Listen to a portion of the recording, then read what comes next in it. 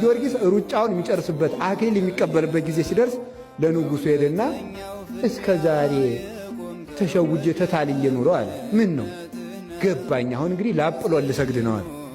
ልሰግድ ነው? ልሰግድ ነው። ና በል ራስህን ልሳምህ አለ። ቆይ እኛ ገሊላውያን በልማዳችን መጀመሪያ ለጣዖት ሳንሰግድ አንሳምም ማለት በርኩስ አፉ እንዳይሰማው ማለት ነው። ቆይ ብሎ ልትሰግድ ነው? ና እንስገድ። አይ እንደዚህም አይደለም። በጥቂት ሰው አይደለም የሚደረገው። ጠቅላላውን በሙሉ የገሊላን ሰው በሙሉ ጊዮርጊስ ለአጵሎን ሊሰግድ ነው እያል አዋጅ ነገረ። ጊዮርጊስ ለአጵሎን ሊሰግድ ነው እየተባለ አዋጅ ተነገረ። ይኸውላችሁ ልብ ብላችሁ ስሙ። ለአጵሎን ሊሰግድ ነው ተባለ። እንዲህ አድርገህ ልትሰግድ ከሆነማ አለው እሾመሃሌ መንግሥቴ እኩል የሰጠን እንዲያውም እኔ አዋጅ አስነግሬ እስከምመጣ አንተ ከንግሥቲቱ ጋር ተጫወት ብሎ ንጉሡ ከሚስቱ ጋር አስቀመጠ።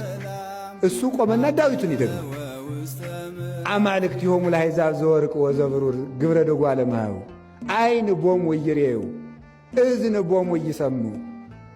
ተመልከቱ። አፍ ቦሙ ወይነቡ ከዚያ አንፍ ቦሙ ወያጼኑ እያለ እንዲህ እንዲያነግ እግር ቦሙ ወይሐውሩ። የአሕዛብ አማልክት አጋንንት ናቸው።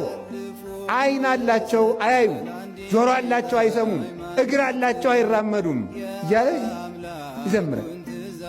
ንግሥቲቱ ሰማን ማንን ነው እንደዚህ የምትለው አለች። ጣዖታቱን ነው አለች።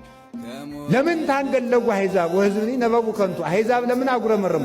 እነማን ናቸው የሚያጉረመርሙ አለ። ነገሥታቱ ናቸው አለ። እዚህ በኋላ ልቧ ተሰበረና እኔም ክርስቲያን መሆን እፈልጋለሁ አለች። ይሄ ነዋ ክርስቲያን። ንግሥቲቱን ራሷን ክርስቲያን አደረገ። ከዚያ በኋላ ክርስቲያን ሆነች።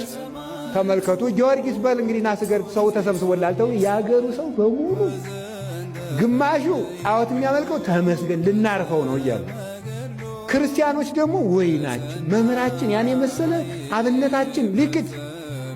እያች ሴት ደግሞ እንጀራዬ እያለች የልጅ መድኃኒት እያለ ልጇን ሽኮኮ ብላ መጣች። ሽባ ልጇን ማለት ሰው ከተሰበሰበበት ልጁ ያ ሽባ ልጅ አያችሁ፣ ሁልጊዜው ሁሉም ነገር በጊዜው መልካም ነው። ከእናቱ ትከሻ ላይ ሆኖ መጣ። አንተ ሕፃን በጌታዬ በኢየሱስ ክርስቶስ ስም በእግርህ ና አለ። ከዚያ በኋላ ከእናቱ ትከሻ ወርዶ ያ ልጅ መጣ። ሂድና አጵሎንን ጊዮርጊስ ይጠራል በለዋል። ከዚያ በኋላ ሄደና አጵሎን ጊዮርጊስ ይሰጣል አለ። ይሄ ልጅ እየመራ አጵሎንን እያስቀጠለ እያንቀጠቀጠ ይዞት መጣ። ከሕዝቡ መካከል አቁሞ ለምን ነው አንተ እንደዚህ ፍጥረትን የምታስት? እኔ ሰዎች ነው የሰገዱልኝ። እኔ በማክሰኞ የተፈጠርኩ እንጨት ነኝ፣ የማውቀው ነገር የለኝም፣ ስገዱልኝ አላልኩም ብሎ እንጨቱን አስመስክሮ አንተም ያደረብህም ሰይጣን መሬት ተከፍታ ተዋጣችሁ ብሎ ከመሬት አሰጥሞ ሃይማኖቱን ገለጠ። ያ ልጅም ምን ተባለ? የቅዱስ ጊዮርጊስ ረዳት ሆነ ማለት ነው። ሐዋርያ ሰማዕት ሆነ። በጊዜው ሲመጣ አንደኛ ተመልኩ ሰራዊት ሁሉ ምን አለ? ይሄ ሽባ የነበረው ልጅ በእግሩ መምጣት። አጵሎንስ እንዴት ያለ ደካማ አምላክ ነው! አያ ሕፃን ልጅ ዶ የሚያመጣው። ለእሱ አንሰግድም እንግዲህ ለጊዮርጊስ አምላክ ነው የምንሰግድ። እንደገና ደግሞ ራሱን ማዳን ያቃት አንድ ሕፃን ልጅ ጠርቶ የሚያመጣው ነው እንዲህ አምላክ። በዚያውስ ላይ ደግሞ ለራሱ ያልሆነ ብለው በዚያ የተሰበሰቡት ሁሉ ክርስቲያን ሆነው ተጠመቁ። ሁሉም ነገር ለመልካም ይሆናል።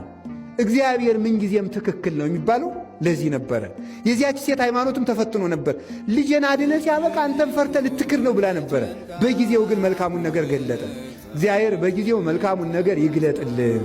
ሰማይቱ መጣና ታደጋት፣ ጸሎቷን ሰማና ጊዮርጊስ ሆይ ብለን ስንጠራው ቅዱስ ስምህን በፈረስህ መጥተህ ጎብኘን ካለም ዘንዱ አድነን።